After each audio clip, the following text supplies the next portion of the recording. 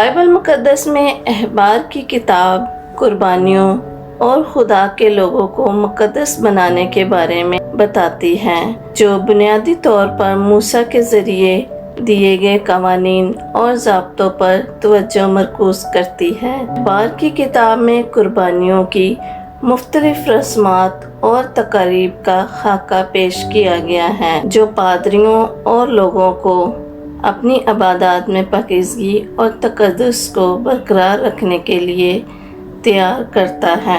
احبار کی کتاب کھانے کے قوانین اور معاشرتی طرز عمل کے قوانین کا تعارف پیش کرتی ہے۔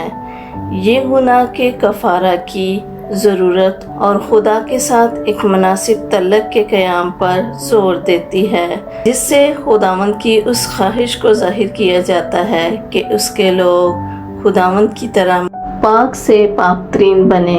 Subscribe.